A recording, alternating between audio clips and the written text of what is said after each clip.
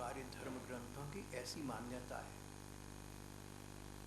कि हमारे जो सैकड़ों ग्रंथ हैं, सहस्त्रों धर्म शास्त्र हैं, उन सबका निचोड़ भागवत है। भागवत पढ़ लो तो शेष ग्रंथ भले ही ना पढ़ो। और भागवत का निचोड़, भागवत का सार भगवान के प्रति गोपियों का प्रेम है और भगवान के द्वारा उस प्रेम को स्वीकार किए जाना है। भगवान और गोपियों के इस प्रसंग को सुखदेव जी ने भागवत में 5 अध्यायों में कहा है। पंचाध्यायी। भक्तजन इसे रास पंचाध्यायी कहते हैं। रास एक नृत्य का नाम है। भगवान ने गोपिकाओं के साथ नृत्य किया था। उस नृत्य संगीत की झलक सुखदेव कहते हैं आज भी संसार को झंकृत कर रही है। आज जितना संगीत की झंकार है, इसका उद्भव, इसका मूल, इसका उत्स, इसका स्रोत गोपिकाओं का, श्री कृष्ण का नृत्य और संगीत का उत्सव है। भगवान ने गोपिकाओं से प्रण किया था, चीरहरण के पश्चात कि मैं तुम्हें स्वयं बुलाऊंगा। वो समय आ गया था। भगवान ने गोपिकाओं के समर्पण को स्वीकार कर लिया। समर्पण, हम अपने आप को किसी को दे दें, हम तो तेरी हो गए। समर्पण, आपने मकान अपना था, किसी को बेच दिया, उसका हो गया। हम भगवान के नाम लिखे गए, हमने अपने को समर्पण कर दिया। अब एक बड़ी महत्वपूर्ण बात है, समर्पण करने वाला, समर्पण करता स्वयं असमर्पित रह जाता है जब तक भगवान उसको स्वीकार न करे। चीरहरण के समय भगवान ने गोपिकाओं को उनके समर्पण को स्वीकार किया था। प्रतिज्ञा की थी स्वयं तुम्हें बुलाऊंगा। और अब शरद ऋतु का समय था। भगवान ने गोपिकाओं को रास रस वितरण करने के लिए बुलाया। अपने युग के लोगों को दिखाना चाहा कि गोपिकाएं किस प्रकार की उज्जवल भक्ति से संपुष्ट हैं, और आने वाले हम जैसे लोगों के लिए एक पथ प्रशस्त कर दिया। रात का समय था, लगभग आज के हिसाब से 9:30 बजे का समय होगा। भगवान अपिता रात्रि शरदोत्फुल्ल बल्लिका। भगवान अपिता रात्रि वीक्षम रंतु मनश्चक्रे। हमारे सुखदेव जी बिल्कुल आरंभ में एक बात कहते हैं कि देखो, कृष्ण भगवान हैं, समस्त ऐश्वर्य से संयुक्त हैं। सुख पाने के लिए उनको गोपियों की आवश्यकता नहीं है। सुख पाने के लिए उन्हें सारे संसार की आवश्यकता नहीं है। सुख तो वो प्रदान करने वालों में से। तो स्वयं सब कुछ प्राप्त होने पर सर्वसमर्थ, सफल मनोरथ, आत्माराम, आप्तकाम श्री कृष्ण ने हम लोगों के सामने भगवत प्रेम का आदर्श रखने के लिए, हमें ये बताने के लिए कि गोपिकाओं जैसी तुम्हारी साधना हो तो भी भगवान हमें भी प्राप्त है। और गोपिकाओं को उनके समर्पण का, उनके सर्वस्व त्याग का, उनके लोक विलक्षण अनुराग का पारितोष प्रदान करने के लिए भगवान ने रासलीला की थी। वरना भगवान तो षडैश्वर्य, सर्व ऐश्वर्य संपन्न है। लेकिन रात्रि का सुहावना मौसम देखा, यमुना जी के कुंज निकुंज, सघन वृक्षावली, त्रिविध समीर, पक्षियों का कलरव, छिटकती चांदनी, सुहावनी ऋतु देखकर भगवान को अपनी प्रेयसी गोपिकाओं का स्मरण हुआ और उन्होंने वंशी वादन किया।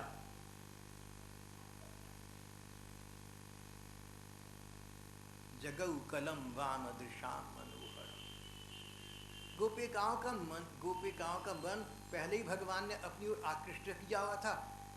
परिपूर्ण आकर्षण कर लिए भगवान ने। वंशी के स्वर में स्वर ऐसे भरे कि गोपिकाओं पर उसका जादू पड़ गया। जगऊ कलम वाम दृशाम मनोहरम। गोपिकाओं के मन का हरण करने वाली सुंदर वंशी पर तान छेड़ी और गोपिकाएं निशम्य गीतम तदनंग वर्धनम प्रदस्त्रिय कृष्ण गृहीत मानसा आजक मुरन्योन्यमलक्षितोद्यमा। गोपिकाओं ने श्री कृष्ण की वंशी ध्वनि श्रवण की, उनकी वंशी में अपने नामों का आह्वान सुना, तुरंत धावित हुई। सब कुछ छोड़कर भागी चली गई श्री कृष्ण के चरण प्रांत की ओर।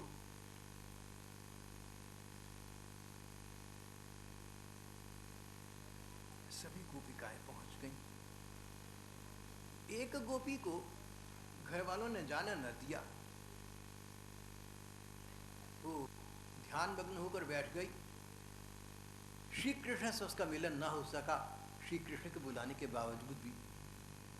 श्री कृष्ण के विरह की ज्वाला, उनसे न मिलने की आग ऐसी हृदय में लगी कि अब तक के जन्मों के अगर कोई अशुभ संस्कार थे तो उस विरह ज्वाला में जलकर दग्ध हो गए, नष्ट हो गए।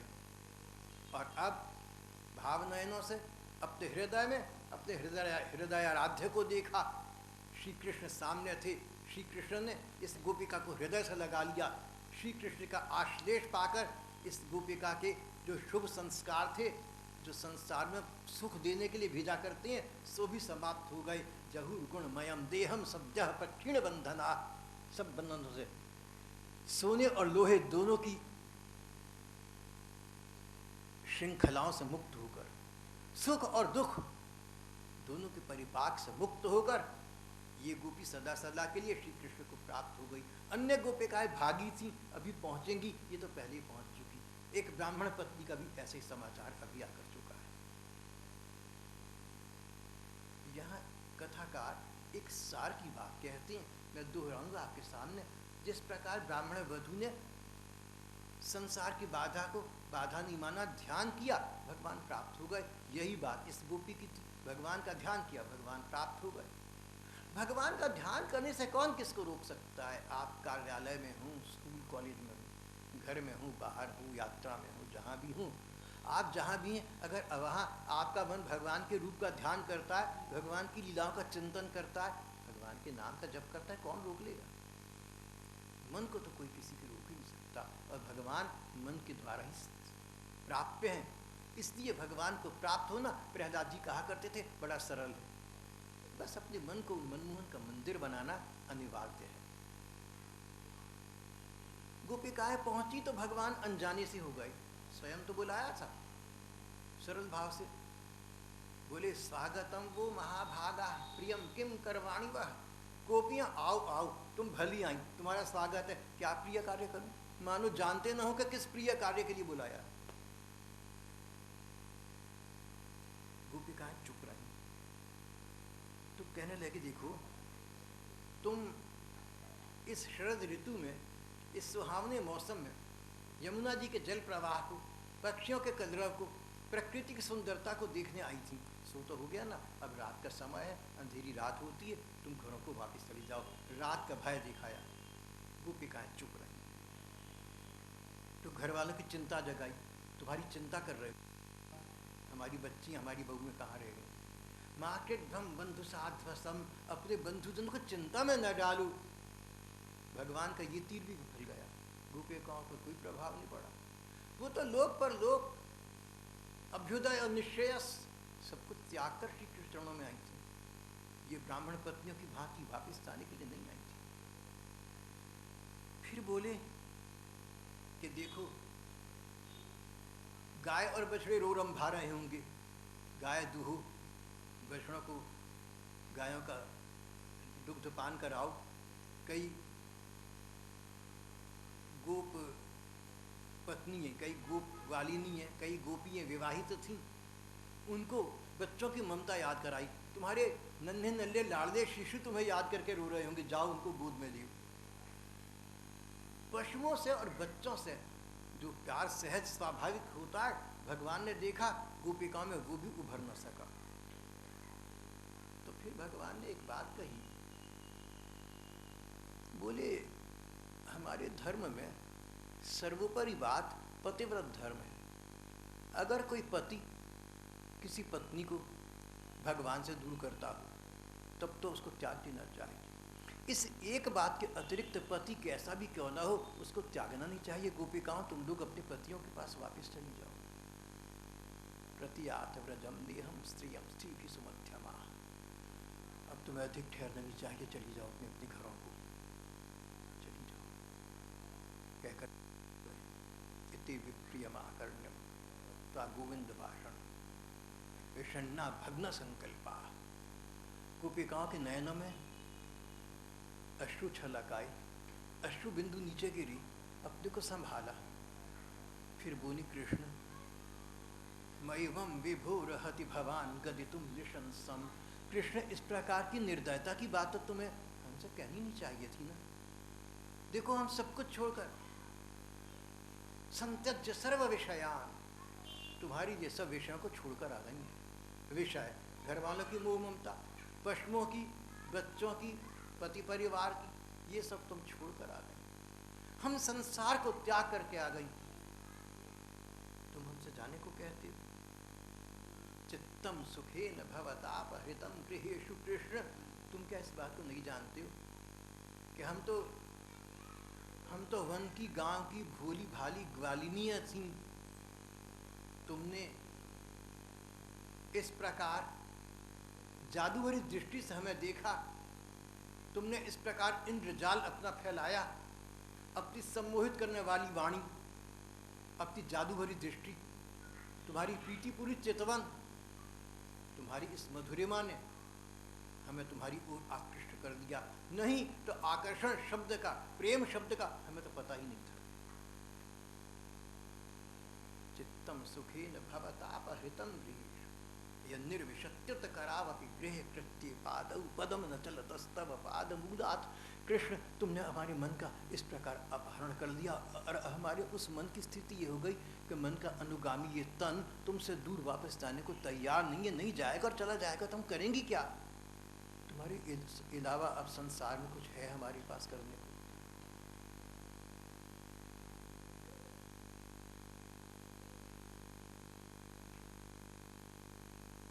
कुछ गोपिकाओं ने तो अत्याधुनिकाओं की भांति श्री कृष्ण को छोटी सी चेतावनी भी डाली। देखो, ध्यान के द्वारा तुम्हारी प्राप्ति हो जाती है, धर्म ग्रंथों का सिद्धांत है। ये अचूक औषध है तुम्हें पाने की। तुम परमात्मा हो और परमात्मा की प्राप्ति ध्यान से होती है। अगर हमने सीधा सीधा न स्वीकारा ना, ध्यानेन याम पदयो पदवीम सखेते, तो ध्यान के द्वारा हम तो तुम्हारी प्राप्ति कर ही लेंगे। कुछ अन्य गोपिकाओं में दैन्य और दास्य भाव जागा, लगभग सभी। उन्होंने कहा कृष्ण हम जानती हैं कि लक्ष्मी जी तुम्हारे चरणों की सेवा किया करती है, शिव जी और ब्रह्मादिक ऋषि तुम्हारे चरणों की रज प्राप्त करना चाहती हैं। प्यारे श्याम सुंदर, अब तक के तुम्हारे भक्तों ने तुम्हारी उसी पद रज का सेवन किया है, उन्हीं की भांति हम तुम्हारे चरणों की रज की शरण में आई हैं। हमें स्वीकार कर दो, हमें अंगीकार कर दो, हमें निराश मत करो, हमें अस्वीकार मत करो। गोपिकाओं ने ये नहीं कहा कि कुछ महीने पहले तुमने अपने हृदय से लगाकर कहा था मैं स्वयं तुम्हें रास रस के लिए बुलाऊंगा। ऐसा नहीं कहा। गोपिकाएं शालीन थी। शालीन व्यक्ति दूसरे के कहे शब्दों को दोहराया नहीं करता। गोपिकाएं चाहती तो कह सकती, तुमने कहा था ना, अब तुमने बुलाया, हम आ गई। तुमने प्रण किया था, वंशी में स्वर भर कर हमें पुकारा था, हम आ गई। अब तुम क्या कह रहे हो? वादौ नावलंबा, बहस का उन्होंने आश्रय नहीं लिया। वाद विवाद में श्री कृष्ण को परास्त करने का उनका मन नहीं था।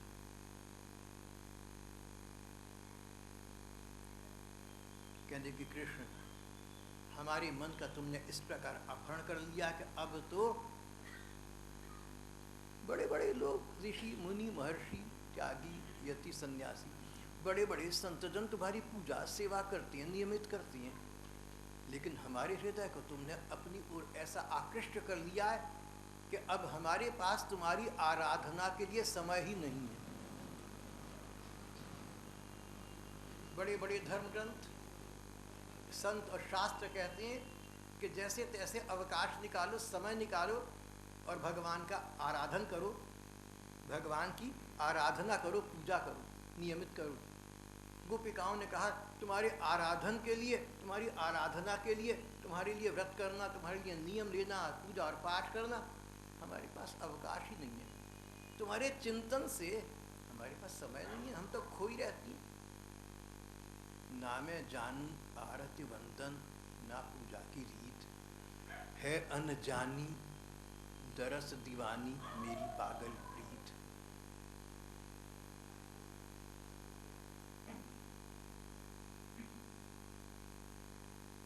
अंत में गोपिकाओं ने कहा कि इस प्रकार जब हम तुम्हारी हो चुकी तो तुम हमें अपना लो। तन्नो निधे ही कर पंकज मार्त बंधु, तीन दुखियों की तुम सेवा सहायता करने वाली हो। प्रियतम श्याम सुंदर, हम दुखी हैं, तुम दीनों पर दया करती हो, हम पर दया करो। अपना वरद हस्त हमारे सिर पर रख दो, हमें चरण प्रदान करो, हमें स्वीकार करो, हमें निराश मत करो। गोपिकाओं की ये वाणी श्रवण कर अंतर्यामी ठाकुर सब कुछ उनके विषय में पहले जानते थे, लेकिन प्रेम साम्राज्य में प्रियतम कई बार प्रेयसी के मुख से अपनी प्रशंसा श्रवण करना चाहती। कांता भाव, प्रणय साम्राज्य ऐसा है। श्री कृष्ण ने यही नाटक खेला था, गोपिकाओं के मुंह से अपने विषय में इतना कुछ सुना, जानते तो पहले से थे, बड़े प्रसन्न हुए और अब उन्होंने गोपिकाओं के साथ रास रस का प्रकरण आरंभ किया। नृत्य, संगीत, किसी को हृदय से लगा लिया, किसी का हाथ पकड़ लिया, किसी को देखकर मुस्कुराने लगे। एक पिकनिक हो गया, एक सैर सपाटा हो गया, अच्छा मेल मिलाप हो गया। गोपिकाओं ने सोचा कि देखो आज वो समय आ गया, हमारी साधना सफल हो गई। साक्षात विश्वात्मा भगवान हमें हृदय से लगा रहे हैं। संसार में हमसे अधिक सौभाग्यशाली कोई है ही नहीं। भगवान ने देखा कि इनको अपने सौभाग्य का विचार आ गया, तो प्रेम रस के प्रवाह में ये बाधा है। कोई भी विचार बाधा है, भगवान और भक्त के प्रेम प्रवाह के बीच में भगवान बाधा नहीं रहने देते। उसी समय अंतर्धान हो गए। गोपिकाएं बिलख बिलख कर रोने लगी। जहां तहां उनका अन्वेषण किया, फूल पत्तों से, पेड़ों से, नदियों से, वृक्षों से, पक्षियों से, पक्षियों से उनका पता पूछा, आकाश और पृथ्वी को खोजती फिर बहुत दूर तक जब देखा, अगर हम चलती जाएंगी ऐसा ना हो कि कृष्ण अंदर अंदर सघन पेड़ों की छाया में घुसते जाए, उनके कोई कांटा चुभ जाए, वापस आ गए। विरह व्यथित हृदय था, लेकिन श्री कृष्ण के सुख का अभी भी अधिक विचार था। वापस आ गई जहाँ कृष्ण अंतर्धान हुए थे, यमुना जी के उसी तट पर आकर बैठ गई, फूट कर रो पड़ी, हमारे पास कोई साधन नहीं है अब श्री कृष्ण को प्राप्त कर देगा। जब श्री कृष्ण ने देखा कि गोपिकाओं के अपने साधन का भाव समाप्त हो चुका, अब इनके मन में इतर विचार कोई रहा ही नहीं, तो उनके सामने साक्षात मनमथा साक्षात श्री कृष्ण उसी समय उनके सामने प्रकट हो गए। गोपिकाओं के मानो निर्जीव शरीर में प्राणों का पुनर्संचार हो गया, एक साथ उठ खड़ी। एक बार फिर श्री कृष्ण का इन्हीं गोपिकाओं के साथ यमुना जी के जल प्रवाह में, यमुना जी के तट पर और आसपास के क्षेत्रों में वही विहार हुआ, वही रासलीला हुई। अब अधिक व्यापक स्तर पर हुई। सैकड़ों सहस्त्रों गोपिकाएं थी, श्री कृष्ण ने उतने रूप धारण कर लिए, साक्षात परमात्मा थे। साधारण मनुष्य तो थे नहीं, कोई देवता तो थे नहीं, साक्षात भगवान के देव उतने रूप में प्रकट हुए। प्रत्येक गोपी को उस समय ऐसा ही लग रहा था कि श्री कृष्ण मेरे ही पास है।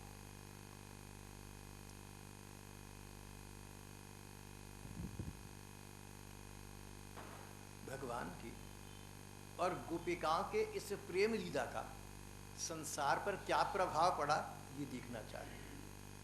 कोई प्रेम प्रेमी का एकांत में जाकर लगना लिपटना चाहे और लोगों को पता लगे तो क्या प्रभाव पड़ता है।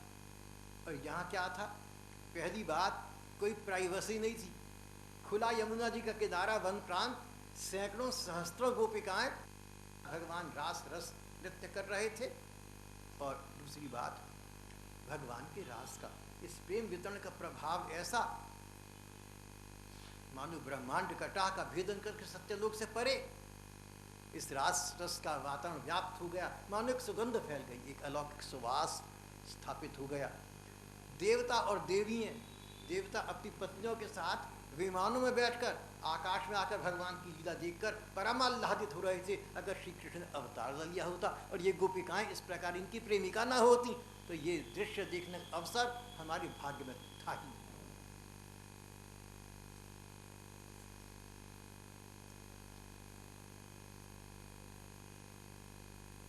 भगवान इस प्रकार की लीला सुखदेव जी कहती हैं, करते ही इसलिए हैं कि इसको देखकर, इसको सुनकर, इसको पढ़कर सभी जीव उन भगवान के प्रति प्रीतिपरायण हो जाएं, भगवान के प्रति प्रेम जागृत हो हमारा, उसी के लिए भगवान इस प्रकार की लीलाएं करती हैं।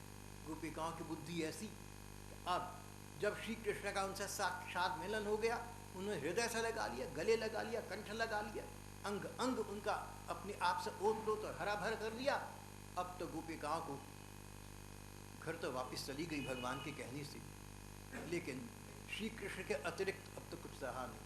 जिस प्रेम सागर में डूब गई थी उससे उभरी नहीं।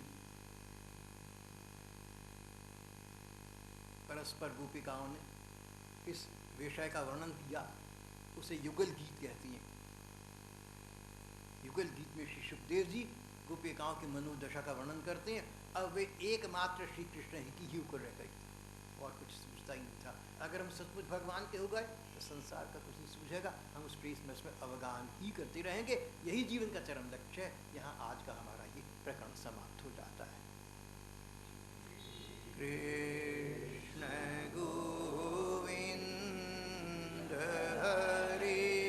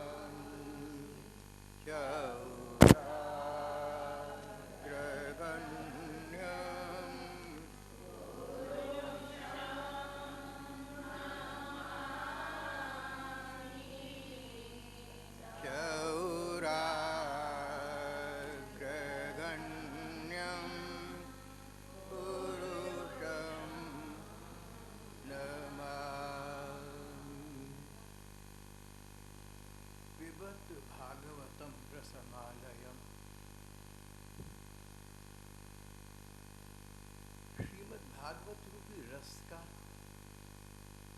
सतत पान करते रहना चाहिए, तब तक जब तक व्यक्ति इस रस में इतना डूब न जाए, इतना रस में अवगाहन न करे कि कुछ शेष न रह जाए। इस श्रीमद् भागवत के दशम स्कंध का पाठ यहाँ चल रहा है। आज का हमारा प्रसंग विश्व साहित्य का, प्रेम भक्ति साहित्य का, सब धर्म ग्रंथों का और श्रीमद् भागवत का सबसे दुखद और सबसे सुखद प्रसंग। दुखद इसलिए कि गोपिकाओं को सदा के लिए छोड़कर कृष्ण चले गए, और सुखद इसलिए कि ये उनका अंतिम जन्म था, सदा सदा के लिए उनको इनकी प्राप्ति हो गई। प्रसंग का आरंभ श्री भगवान के लीला विलास से होता है। महारास हुआ गोपिकाओं के साथ श्री कृष्ण का, गोपिकाओं को परमानंद का साक्षात्कार हुआ। रसराज ने, रसार्णव ने रस का दान प्रदान किया। रसो वै सह, मानो तैत्तिरेय उपनिषद की उक्ति साकार हो गई, सार्थक हो गई। श्री भगवान ने देखा कि जन्म जन्मों की साध साधना ये गोपिकाएं अब इस अंतिम जन्म में एक मानो एक अंतिम परीक्षा देते हैं। ऐसा कोई संस्कार गोपिकाओं का अवशिष्ट न रह जाए जिससे किसी भी एक प्रेयसी गोपी को संसार में रहना पड़ जाए। श्री कृष्ण के बाद सब गोपिकाएं, कृष्ण ने कहा मेरे साथ मेरे नित्य धाम को जा सकें।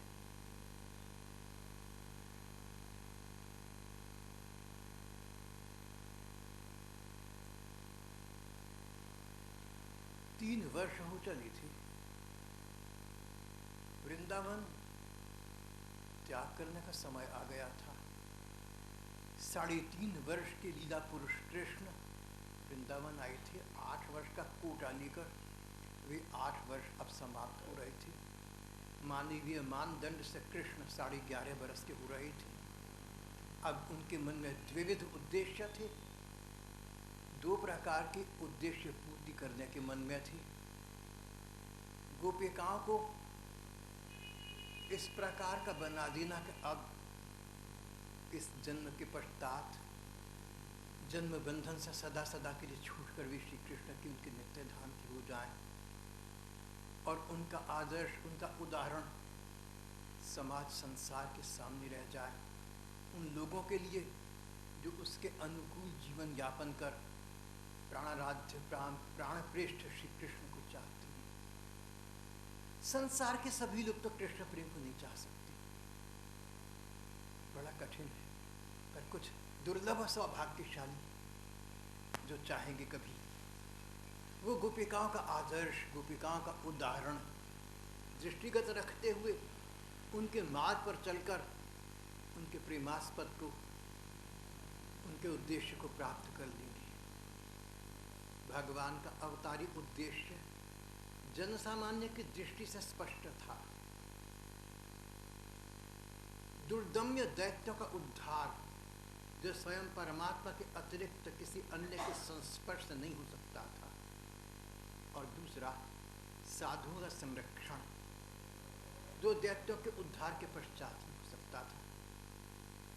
श्री भगवान ने इस प्रकार अपने द्विविध उद्देश्य की लीला का संयोजन किया,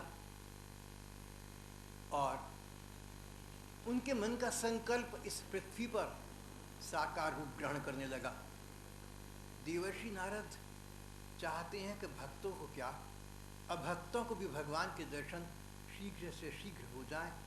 नारद जी कंस के पास गए, बोले कंस तुम्हें एक बात बताने आया हूँ। आकाशवाणी ने कहा था कि 8वीं संतान तुम्हारे वध का कारण बनने की सच था। वसुदेव ने अपनी 8वीं संतान कृष्ण अपने मित्र नंद बाबा को वृंदावन में दे रखी है, वहां पल रहा है। ये सुनकर कंस तिलमिला गया। उसने योजना बनाई, षड्यंत्र बनाया किसी बहाने कृष्ण को बुलाने का। अभी तो 11.5 बरस का बच्चा है, वध कर देंगे हम उसका। और श्री कृष्ण के मामा कंस ने चाचा अक्रूर जी को भेजा बाल कृष्ण को लाने के लिए, अपनी ओर से उनका वध करने के लिए। मामा ने भांजे के वध की योजना बनाई। उस युग में सत्ता के लिए और स्वार्थ सिद्धि के लिए इस प्रकार के कुकृत्य करना एक अपवाद था, नियम नहीं था। प्रायः ऐसा नहीं होता था। आज इतना अंतर है कि आज ये नियम है, ऐसा होता ही रहता है। अपवाद भी कहीं है आज, जहाँ सत्ता और स्वार्थ की संकीर्ण वासनाएं नहीं है। युग धर्म की बात है, कस्य दूषणम, किसको दोष है, समय की बात है। अक्रूर निकले मथुरा से वृंदावन आने के लिए, बड़े मुदित प्रमुदित प्रफुल्ल प्रसन्न थे। कंस ने मुझ पर कृपा की है। मूर्ख ये नहीं जानता कि कृष्ण तो परमात्मा है, अवध्य का वध कौन कर सकता है, लेकिन इस बहाने मैं कृष्ण के पास जा रहा हूँ। और फिर कंस का इतना सौभाग्य तो है ही कि अनजाने में भगवान को पास बुला रहा है। भगवान को पास बुलाओगे, अनजाने में चाहे बुलाओगे, तुम्हारा उद्धार होगा, तुम्हारा कल्याण होगा तो कंस का उद्धार होगा। तो कंस का अनजाने में उसने साक्षात भगवान को अपने पास बुलाया है। उसकी बड़ी कृपा है मुझ पर, जो मुझे इस कार्य के लिए भेजा।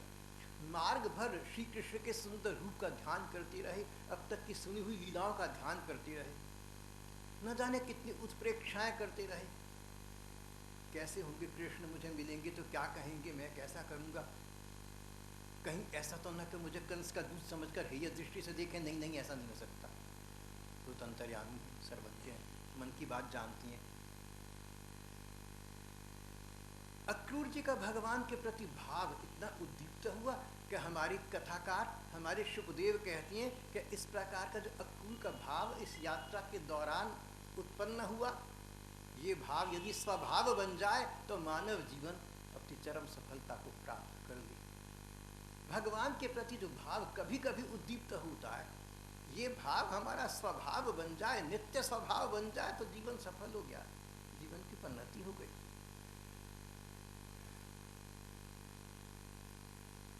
उधर कंस ने केशी नाम के एक दैत्य को भेजा, जो अवध्य माना जाता था भगवान का वध करने के लिए।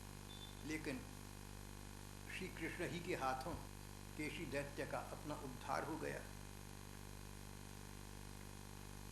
नारद जी कंस से मिलने के बाद श्री भगवान के पास पहुंचे, बोले भगवान परमात्मन, परसों मैं आपके द्वारा कंस का उद्धार होते देखूंगा। उसके बाद आप गुरुकुल में जाकर साधारण बच्चों की भांति शिक्षा विद्या ग्रहण करेंगे,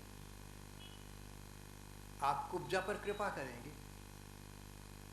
आप मथुरा से द्वारका पधारेंगे, रुक्मिणी आदि से विवाह करेंगे, मिथ्या वासुदेव का आप उद्धार करेंगे। भगवान की जितनी आगे लीलाएं होनी थी, सर्वज्ञ नारद जी ने उन लीलाओं की सूची पहले ही श्री कृष्ण के सम्मुख प्रस्तुत कर दी। कृष्ण मुस्कुराए, अपने को भी जानते थे, नारद जी को भी जानते थे, दोनों सर्वज्ञ, दोनों अंतर्यामी, ये तो होना ही था। बहुत से भाई लोग, बहुत से विद्वान लोग, बहुत से हमारे समाज के लोग कई बार अपने को या किसी व्यक्ति को भगवान मानने लगते हैं। यूँ तो सभी भगवान का अंश हैं, लेकिन साक्षात परमात्मा मानना विवेक नहीं है। श्री कृष्ण की आने वाली 125 वर्ष तक की लीलाओं का नारद जी ने पहले ही गान कर दिया और श्री कृष्ण स्वीकारा, और इतिहास बतलाता है कि ऐसा ही हुआ। किसी भी भगवत स्वरूप के साथ, किसी भगवदीय कहलाने वाली विभूति के साथ ऐसा संभव नहीं। श्री कृष्ण ने इस प्रकार की लीलाएं की जो मनुष्य क्या कोई देवता भी नहीं कर सकता, केवल परमात्मा ही कर सकते हैं। अक्रूर जी सोचते जा रहे थे कि जीवन में संसार में कोई धन्य है तो वृंदावन की गोपिकाएं, जिन्हें रास के समय श्री कृष्ण का स्पर्श प्राप्त हुआ, साक्षात भगवान का जिन्हें स्पर्श प्राप्त हो गया, वे गोपिकाएं धन्य।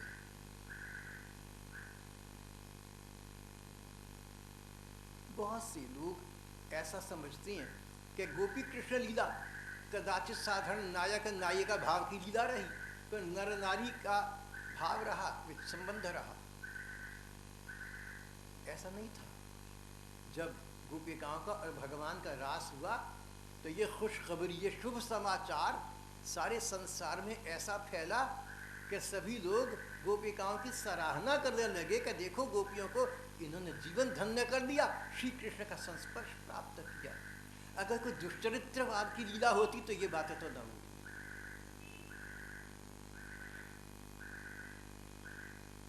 अक्रूर जी वृंदावन पहुंचे, सचमुच जो ही रथ से उतरे श्री कृष्ण के चरण चिन्ह देखे उनमें लूटने लगे, और कृष्ण बलराम गोश से निकले, दोनों ने इनका एक एक हाथ पकड़ लिया, चाचा जी चलिए ना अंदर।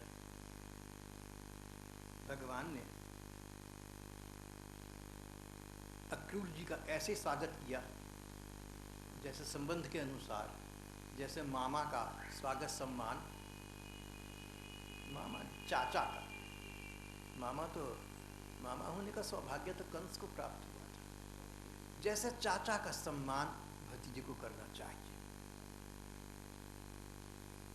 अक्रूर जी ने श्री कृष्ण बलराम को सच सच सारी बात बता दी, और नंद बाबा को केवल इतना बताया कि महाराजा कंस ने गांव के तुम लोगों को दंगल देखने के लिए, पहलवानों का युद्ध होगा, तमाशा देखने के लिए बुलाया, आप सब चले। सारे वृंदावन वासी, नंद बाबा समेत बड़े प्रसन्न हुए। राजा ने हमें दंगल देखने बुलाया है। बोले भैया अपने अपने सामग्रियां एकत्रित करो उपहार के रूप में, दही दूध इत्यादि जो उस समय उनके पास था, चलो। और चलने की तैयारी हो गई। गोपिकाओं ने सुबह उठकर देखा कि नंद बाबा के द्वार पर एक रथ खड़ा है। फिर पता चला कि कृष्ण बलराम वृंदावन छोड़कर मथुरा जा रहे हैं। उनके हृदय को बड़ा संताप हुआ, भावी आशंका से उनका हृदय अभिभूत उठा। कहीं ऐसा ना हो कि कृष्ण आज ही गए, दोबारा कभी वापस ना आए। मथुरा जाएंगे, इनका सम्मोहन, इनका इंद्रजाल, इनका जादू मथुरा के नगर निवासियों पर भी पड़ जाएगा। भला इन्हें वे दोबारा क्यों वापस आने देने लगी? विधाता को पूछने लगी। फिर बोली नहीं, विधाता का दोष नहीं है, अक्रूर, तुम्हारा नाम तो क्रूर होना चाहिए था। नहीं, किसी को दोष क्या देना है? जब स्वयं हमारे कृष्ण जाने को तत्पर हो गए तो किसी को क्या करें? गोपिकाएं फूट कर उठा। ब्रजवासी नंद बाबा इत्यादि गोपगण गोपिकाओं को रोते देख रहे थे, जार जार फूट फूट कर रोते देख रहे थे। कई तो रथ के आगे आकर खड़ी हो, हम समाप्त हो जाएंगे, कृष्ण को जाने नहीं देंगे। श्री कृष्ण ने एक दूत के द्वारा उनको कहलाया कि मैं जल्दी आऊँगा। और गोपगण रोती बिलखती गोपिकाओं को पीछे छोड़कर आगे निकल गए। बच्चियों की बातें भावुकता है, कोई ऐसी खास बात नहीं।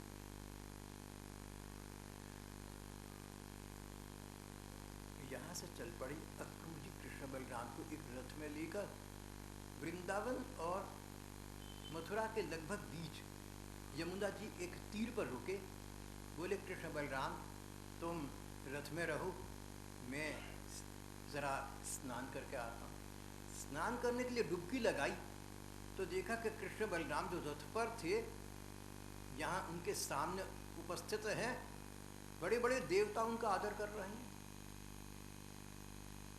बड़े बड़े गंधर्व उनका स्वागत सम्मान गुणगान कर रहे हैं। देवराज इंद्र मुकुट उतार कर चरणों में मस्तक टिकाए खड़े हैं।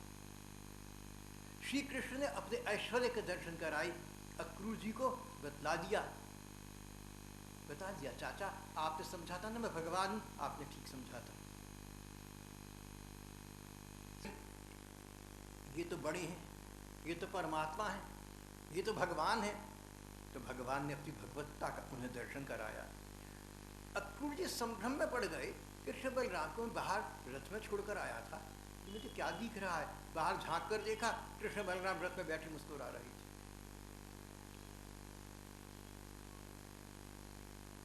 कृष्ण बलराम ने यमुना जी में स्नान किया, बाहर आई और अक्रूर जी रथ को लेकर आगे की यात्रा पर चल पड़े। एक प्रसंग जो श्रीमद् भागवत में नहीं है, लेकिन भागवत के कथाकार उसको कहते अघाती नहीं। वृंदावन के रसिक संत इस प्रकार कहती हैं कि जब श्री कृष्ण ने यमुना जी के इस तट पर आकर स्नान करने की लीला की, तो जिन कृष्ण को, जिन ऐश्वर्यपूर्ण कृष्ण को, जिस ईश्वर कृष्ण को अक्रूर जी ने यमुना जी के भीतर देखा था, वे ईश्वर कृष्ण रथ पर आकर विराजमान हो गए। और जो वृंदावन से कृष्ण आ रहे थे, नंद बाबा की लाडली लाल, वे वापस वृंदावन चले गए। रसिक संतों का, वृंदावन के प्रेमी संतों का ऐसा कहना है कि कृष्ण वृंदावन छोड़कर एक पग भी कहीं नहीं जाते। वृंदावनम पर अत्यद्य पादम एकम न गच्छति। तो असली कृष्ण तो वापस चले गए, अब तो ईश्वर कृष्ण अपने एक अंश से मथुरा गए थे, ऐसा उन संत भक्तों का कहना है। शाम तक अक्रूर जी वापस पहुंचे, कंस को सूचना दी। दूसरा दिन हुआ, श्री गालों के साथ, गोप गालों के साथ नगर के दर्शन करने, शहर देखने के लिए निकल पड़े। यहाँ फिर उनकी लीला का विलास हुआ। 1 मिनट मौन के बाद हम इसको पुनरारंभ करेंगे। इन शाम को श्री कृष्ण मथुरा पहुँचे थे। अगले दिन, दूसरे दिन प्रातःकाल सखाओं के साथ नगर दर्शन के लिए निकले, शहर देखने को निकले। नगर के नर नारीगण ने सड़क पर चलते कृष्ण को देखा, सब उनमें मुग्ध और आसक्त हो गए। और फिर वही बात हुई, गोपिकाओं के भाग्य की सराहना करने लगे। उनका जीवन धन्य जिन्होंने इन पाया। गोपिकाओं की आशंका एक प्रकार से सच हो गई। मथुरा निवासी इनसे आकृष्ट हो जाएंगे और इनके साथ इतना प्रेम करेंगे कि प्रेम का उपहार देने वाले कृष्ण कदाचित वहीं रुक जाएंगे। इस नगर यात्रा के दौरान श्री कृष्ण को एक धोबी मिला, एक दर्जी मिला, एक माली मिला। उन दोनों की अर्थव्यवस्था बड़ी सात्विक और सरल थी। रुपए पैसे का कोई लेन देन कहीं नहीं होता था। जिसके पास जो योग्यता है उसके अनुसार वो श्रम साधना करे और उसका जो लाभ उठाना चाहे समाज के सदस्य उठा ले। कोई धोबी है, कपड़े धोता है, कोई माली है तो फूल मालाएं बनाता है, कोई दर्जी है कपड़े सीता है। जिसकी जो आवश्यकता है इनसे ले लूँ, और इनको जिन वस्तुओं की आवश्यकता है इनको भी इसी प्रकार कहीं ना कहीं से मिल जाएंगे। भगवान ने, सखाओं ने धोबी से कपड़े मांगे। वो बोला कि तुम, ये धोबी कंस का अनुचर था, उसकी कंस जैसी बुद्धि थी। बोला ग्वालियर जंगलों में कपड़े मांग के खाते हो, यहाँ पर राजा के कपड़े देख के तुम्हें नशा होने लगा। भगवान ने उसका वहीं उद्धार कर दिया। एक दर्जी और माली मिले। दर्जी ने भगवान को कपड़ों से सजा दिया, माली ने भगवान को मालाएं अर्पण की। भगवान ने उनको सद्गति और अपना धाम प्रदान किया। कंस की एक सैरंध्री मिली, ब्यूटिशियन। इसको, ये सुंदर थी लेकिन कमर से कुबड़ी थी, इसको कुब्जा कहती थी। इसका कोई आदर नहीं करता था। लेकिन श्री कृष्ण मिले, इसने उनको देखा ये उन पर मुग्ध हो गई। अन्य ग्रंथों में एक ऐसा उल्लेख आता है कि पिछले जन्म में इसने ऐसी तपस्या की थी कि इसको श्री कृष्ण अब मिलने ही थी। अन्य ग्रंथों में ऐसा विवरण आता है। कुब्जा खड़ी हो गई, भगवान के प्रति अपने को समर्पित कर दिया, लेकिन बोली देखिए महाराज मैं तो कुब्जा हूँ, कुबड़ी हूँ। भगवान ने उसके कुब्बड़पन को, उसके कुब्जापन को दूर कर दिया। बोली मेरे साथ आप चलिए, अब मेरी आप हो गए, मैं आपकी हो गई। उनका पल्ला पकड़ लिया, बोले कभी आऊँगा, अभी जल्दी में हूँ, आऊँगा ज़रूर। कुब्जा को इस प्रकार आश्वासन देकर भगवान उस रंगशाला में पहुँचे जहाँ अगले दिन दंगल होना था। यहाँ पर एक धनुष रखा हुआ था। मान्यता ये थी कि इस धनुष को भगवान शंकर के अतिरिक्त कोई भंग ही नहीं कर सकता। द्वारपालों के मना करते करते कृष्ण अंदर घुसे और देखते देखते धनुष भंग कर दिया। सारे देश में समाचार फैला। जब कंस ने देखा कि एक एक करके उसके लोग मर रहे हैं, केशी समाप्त हो गया था, अरिष्टार्थ समाप्त हो गया था, धोबी समाप्त हो गया, धनुष का भंग हो गया, तो समझ गया कि एक एक पक करके मृत्यु, मौत मेरे पास आ रही। क्या जानता था कि भगवान पास आ रहे हैं। जिसको कंस मृत्यु समझ रहा था, उस मृत्यु के रूप में सचमुच स्वयं साक्षात भगवान आ रहे थे। अगर कंस की साधारण मृत्यु होती तो इतना पापी था कि इसको अरबों वर्षों तक नरक में यंत्रणा भुगतनी पड़ती, लेकिन भगवान कृष्ण के स्पर्श से इसका उद्धार हो गया था। तीसरा दिन भगवान फिर रंगशाला में पहुंचे। बड़ी भीड़ थी। यहाँ का विधान था, नियम था, यहाँ का आयोजन था, पहलवानों की कुश्ती, सब देखने आई हुई थी, बड़ी छोटी। नर नारियों ने जब श्री कृष्ण को देखा तो फिर वही बात हो गई, मुग्ध हो गए उनके सौंदर्य पर। बोले इनके जो गुण सुने थे, इनकी जो लीलाएं सुनी थी, सब सच थी। आज इनको हमने अपनी नयनों से स्वयं देख लिया और गोपिकाओं के भाग्य की सराहना करने लगे। यादोहने वहनने मथनु पलीप प्रिंखिंख नारवरुदितो क्षण मार्जनादौ गायन्ति चैन मनुरक्त धियो सुकंठ्यो धन्या व्रत स्त्रिय उरुक्रम चित्तयाना। भाव है श्लोक का। मथुरा के नगर निवासी कहने लगे, घर के काम करते समय, अपने काम करते समय, परिवार के काम करते समय, क्या कहें, सारा दिन सारी रात जो संसार के कर्तव्य कर्म निभाते समय चिंतन श्री कृष्ण का करती रहती हैं। धन्या व्रज स्त्रिय उरुक्रम चित्तयाना। अपने हृदय में जिन्होंने श्री कृष्ण को स्थान दिया हुआ है, ये गोपिकाएं धन्य। सारे नगर में गोपिकाओं की चर्चा थी। रंगशाला में प्रवेश करते ही भगवान को पहले ऐरावत नाम का हाथी मिला। मान्यता थी कि ये अकेला हाथी पूरी मथुरा को समाप्त कर सकता था, इतना दुष्ट और दुर्दंत था। लेकिन श्री कृष्ण के हाथों इस गजराज का उद्धार हो गया। चाणू और मुश्रिक नाम के पहलवानों के विषय में भी संसार की यही मान्यता थी। उन्होंने श्री कृष्ण बलराम को चुनौती दी, हमसे कुश्ती करके देखो। समाज हाहाकार कर उठा। 11-12 वर्ष के बच्चे इन इन पहलवानों से युद्ध करेंगे, जिन्होंने सारी उम्र पहलवानी की है, जिनसे देवता डरते हैं। लेकिन मल्ल युद्ध में कृष्ण बलराम ने इन पहलवानों को परास्त कर दिया। कंस घबरा उठा और तब देखते देखते कृष्ण कंस के पास गए, सिंहासन से उसे उतारा, पृथ्वी पर पटका, उसका प्राणांत हो गया। संसार चकित रह गया। देवतागण आकाश में उतर आए, सब उत्फुल्ल और प्रफुल्लित थे। कंस की पत्नियां और भाई दुख प्रकट कर रहे थे, लेकिन ये भी कह रहे थे, काश के कंस तुमने इतने पाप न किए होते कि ये दिन हमें दिखना होता। तुरंत पश्चात श्री कृष्ण बलराम ने अपने माता पिता वसुदेव देवकी को उस कारागार से मुक्त किया जहाँ कंस ने उनको डाल दिया था। अगर कोई पुरुष महापुरुष होता तो राज्य स्वयं संभाल सकता था, लेकिन परम पुरुष श्री कृष्ण, उन्होंने सारा साम्राज्य नाना उग्रसेन को दे दिया। कंस उग्रसेन का बेटा था।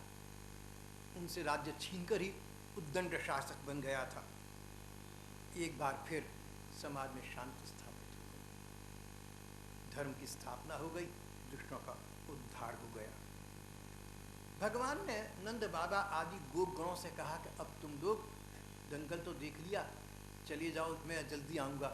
नंद बाबा से बोली, बाबा असली माता पिता वही हैं जिन्होंने बच्चे को पाला हो, आप ही असली माता पिता हैं, लेकिन यहाँ के सुहृद बंधुओं से भी मुझे कुछ ना कुछ मिलना होगा। बहुत समझाया, आश्वासन दिया, सांत्वना दी। रोते बिलखते नंद बाबा और गोपगण वापस वृंदावन की ओर चल पड़े। कथाकार कहते हैं, देखो जब गोपियाँ रो रही थी श्री कृष्ण के भावी विरह की आशंका से, तब ये कह रहे थे कि ये तो बच्चियाँ हैं, इनकी भावुकता है। अब स्वयं वही समय आ गया, बिलख बिलख कर फूट फूट कर रो रही थी।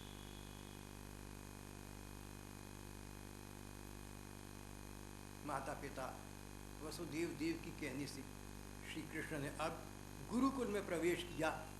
उज्जैन में संदीपनी मुनि के पास उन्हें भेजा।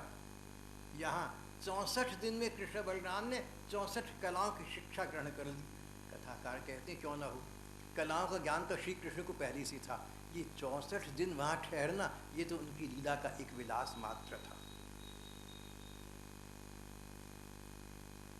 गुरु दक्षिणा के रूप में गुरु और गुरु पत्नी ने कहा कि हमारा एक बालक समाप्त हो गया था, अकाल मृत्यु समुद्र में डूब गया था।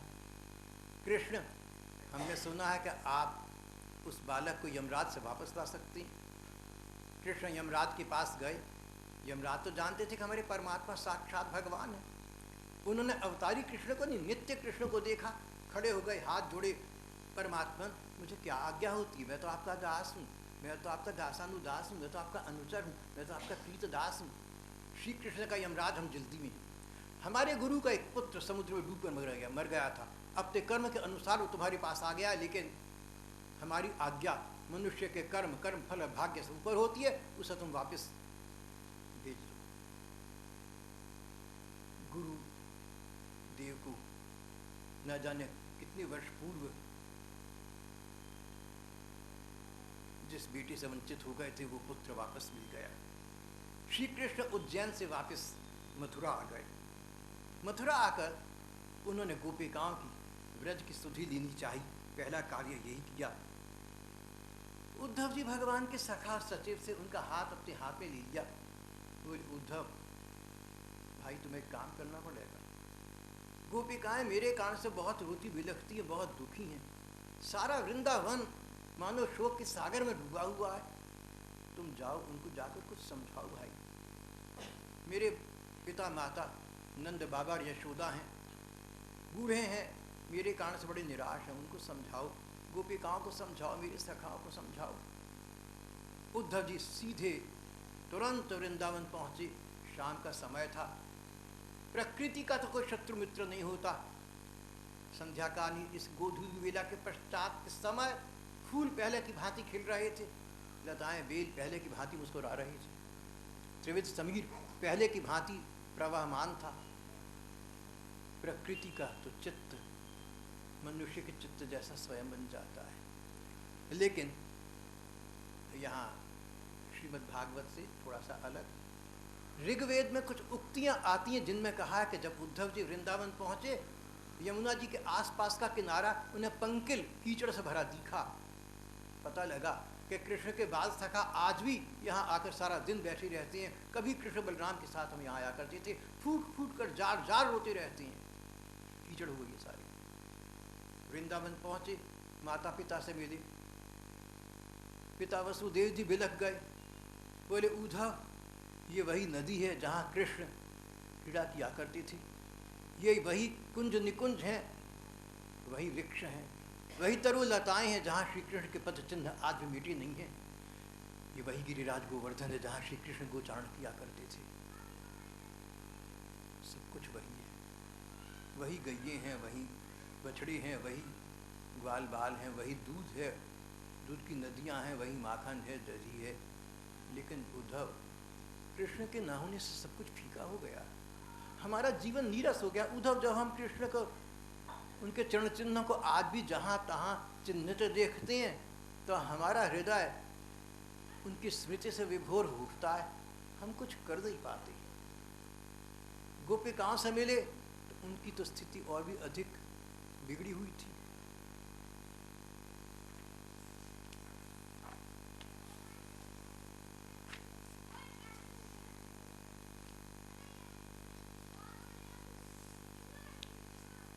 गोपिकाओं ने देखा उद्धव जी को, पता लगा कि श्री कृष्ण से मिलते जुलते उन जैसे परिधान पहने उनके सखा सचिव उद्धव हैं। सब भूल गई किसके सामने क्या कहना चाहिए, नहीं कहना चाहिए। उनको घेर कर बैठ गए। उद्धव जी, हम जानते हैं कि आप यदुनाथ के पार्षद हैं, उनका संदेश लेकर यहाँ पर पधारे हैं।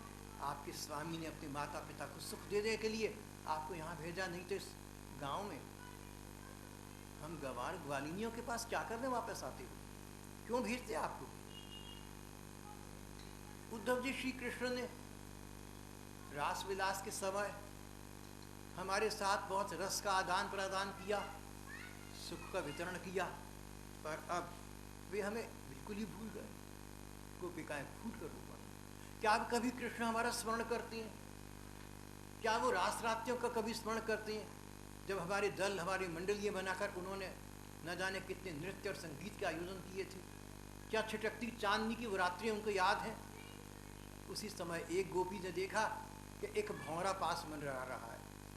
भागवत में तो ऐसा नहीं है, लेकिन कई कथाकारों का कहना है कि ये सखी श्री राधिका जी हैं, ऐसा अन्य ग्रंथों का कहना है। उस सखी को भाव की तन्मयता के कारण ऐसा लगा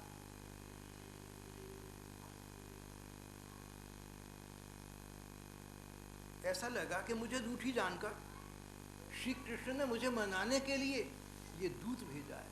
देखिए प्रेम प्रणय का साम्राज्य।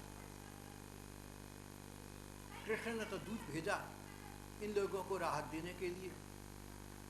भौरा तो सहज मंडरा रहा था। सखी ने समझा कि श्री कृष्ण को मेरे विषय में इतना अशांत, इतना क्लेश है कि उन्होंने अपने वर्ण के इस भ्रमर को यहाँ भेजा है, मुझे मनाने के लिए भेजा होगा। अधिकार भाव नहीं जाता, आशा नहीं जाती। तदपि न मुंचत्य आशा पाशम, आशा का पाश व्यक्ति को छोड़ता नहीं।